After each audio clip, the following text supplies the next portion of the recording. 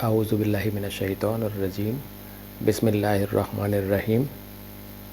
محترم ناظرین اور عزیز نوجوانوں، السلام علیکم۔ آج ہم علامہ اقبال کی نظم اے روح محمد صلی اللہ علیہ وآلہ وسلم کو سمجھنے کی کوشش کریں گے۔ یہ نظم بڑی دلچسپ ہے اور بڑی اہم بھی ہے۔ ظاہر ہے کہ اس میں علامہ اقبال رحمۃ اللہ علیہ حضور علیہ الصلاۃ والسلام سے کچھ کہنا چاہتے ہیں، کچھ گزارش کر رہے ہیں۔ اور ظاہر ہے کہ جب کسی مسلمان کے سامنے حضور علیہ الصلاۃ والسلام کا ذکر آئے تو وہ ذکر یا وہ وقت بڑا اہم ہو جاتا ہے۔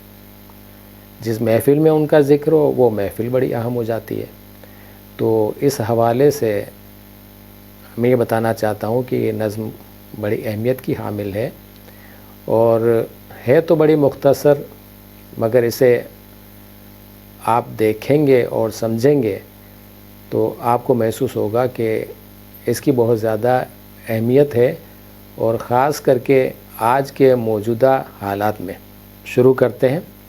اس کا پہلا شعر ہے: شیرازہ ہوا ملت مرحوم کا ابتر، اب تو ہی بتا تیرا مسلمان کدھر جائے۔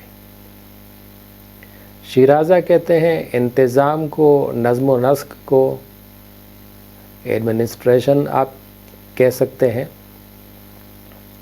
ملت کہتے ہیں قوم کو، اور مرحوم کہتے ہیں اسے جس کے اوپر اللہ تعالیٰ کی رحمت ہو۔ ابتر برا، دی ورسٹ، اور آگے دوسرا مصرع تو اس میں کوئی ایسا مشکل لفظ مجھے نظر نہیں آتا۔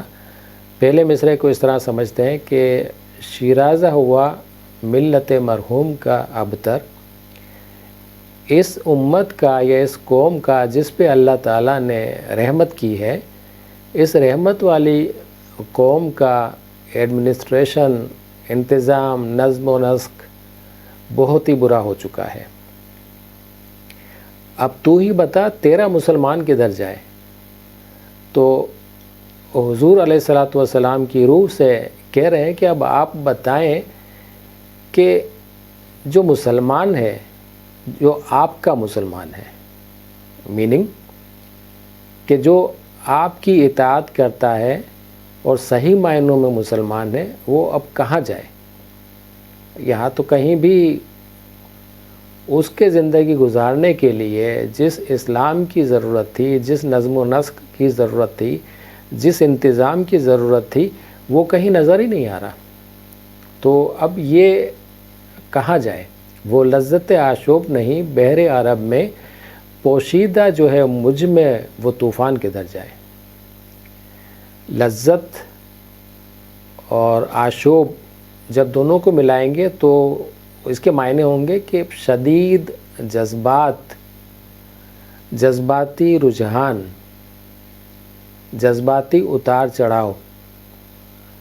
بحر عرب ویسے تو عرب کا سمندر ہوتا ہے، لیکن یہاں پر ان کی مراد ہے کہ عرب قوم، وہ لوگ جو عربستان میں رہتے ہیں، عرب ممالک میں رہتے ہیں۔ پوشیدہ کہتے ہیں چھپا ہوا۔ طوفان تو ظاہر ہے کہ ایک اسٹارم یا طوفان جسے ہم کہیں گے کہ ایک جذبات کی جو شدت ہوتی ہے اسے طوفان کہیں گے یہاں پر۔ تو کہہ رہے ہیں کہ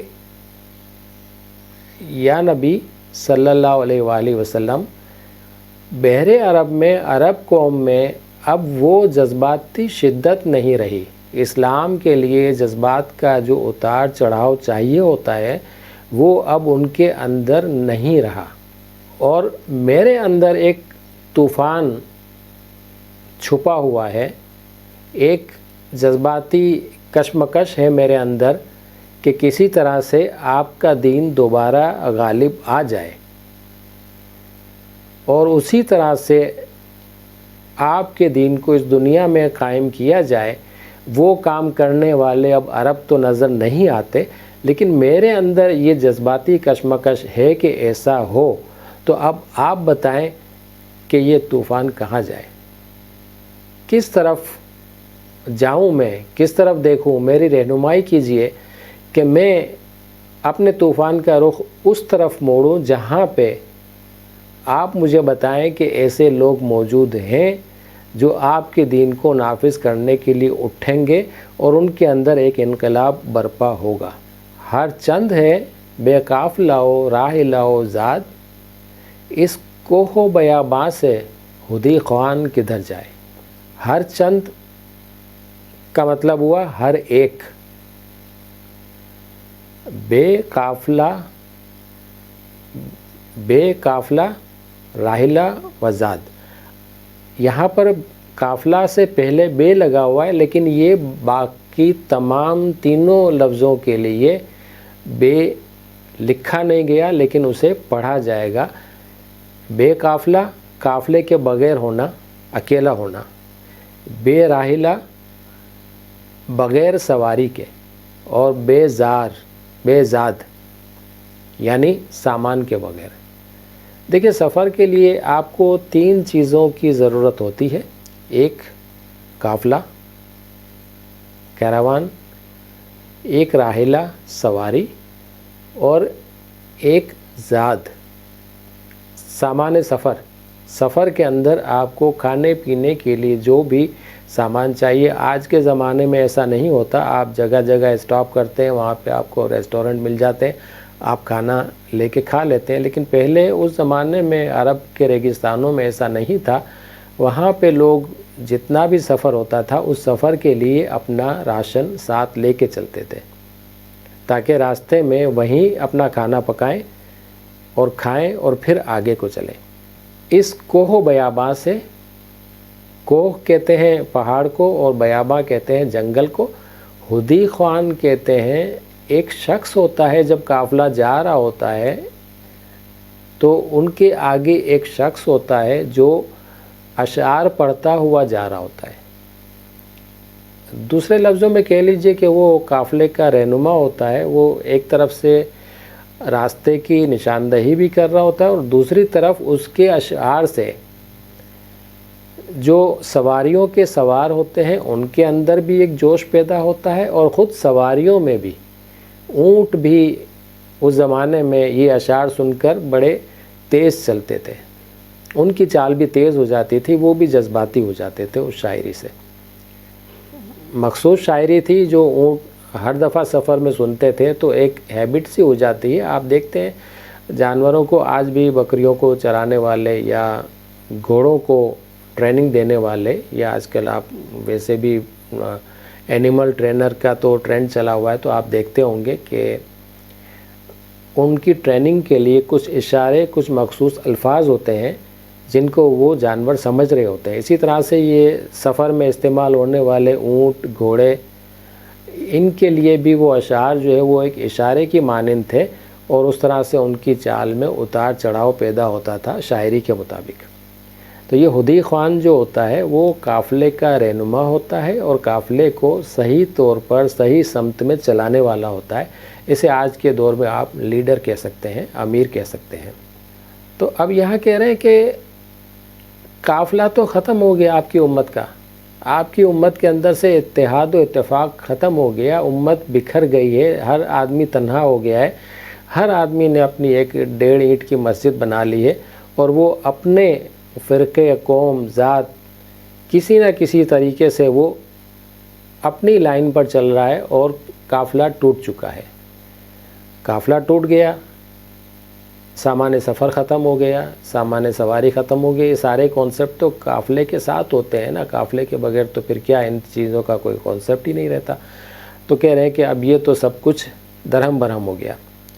اب جب قافلہ ہی نہیں رہا تو اب اس ہدی خوان کا یعنی لیڈر کا کیا کام ہے؟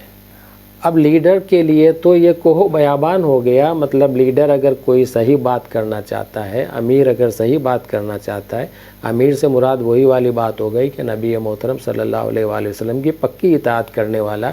اب وہ شخص اگر قافلے کو چلانا چاہتا ہے تو وہ کہاں جائے؟ اس کے سامنے تو کوہ بیابان ہے، مخالفتیں ہیں، مشکلات ہیں، تو اب وہ تو کچھ کر ہی نہیں سکتا۔ آپ بتائیں کدھر جائے وہ؟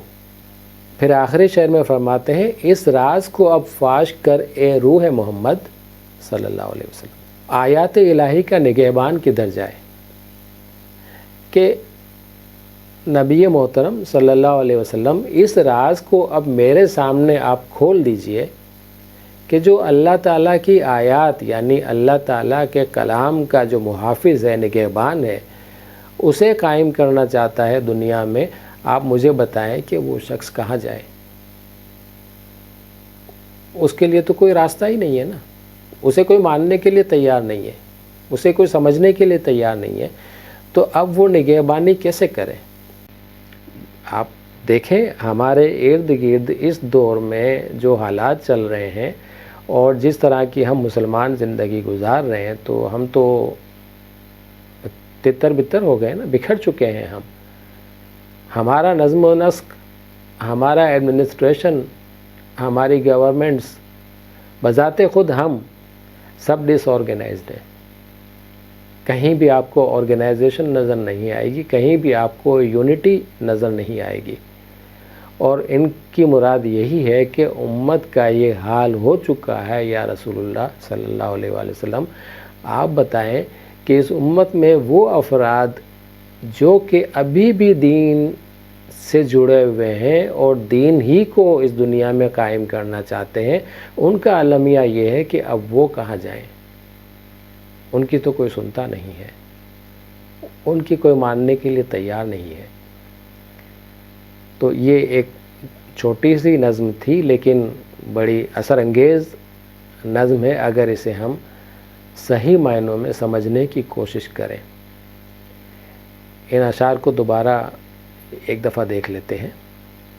نظم کا عنوان ہے، اے روح محمد صلی اللہ علیہ وآلہ وسلم، شیرازہ ہوا ملت مرحوم کا ابتر، اب تو ہی بتا تیرا مسلمان کدھر جائے۔ وہ لذت آشوب نہیں بحر عرب میں، پوشیدہ جو ہے مجھ میں وہ طوفان کدھر جائے۔ ہر چند ہے بے قافلہ و راحلہ و زاد، اس کوہ بیاباں سے ہدی خوان کدھر جائے۔ اس راز کو اب فاش کر اے روح محمد، آیات الہی کا نگہبان کدھر جائے۔ امید ہے آپ کو یہ نظم اچھی لگی ہوگی، کچھ اثر بھی دلوں پر ہوا ہوگا۔ اگر اسے پسند کرتے ہیں تو اپنے جاننے والوں میں، رشتہ داروں میں، دوستوں میں، عزیز و اقارب میں، احباب میں اسے شیئر کیجئے تاکہ یہ نظم لوگ زیادہ سے زیادہ سمجھیں، اور اگلے ہفتے تک کے لیے مجھے اجازت دیجیے۔ اللہ تعالی ہم سب کا حامی و ناصر ہو۔ اسلام زندہ باد، پاکستان پائندہ باد۔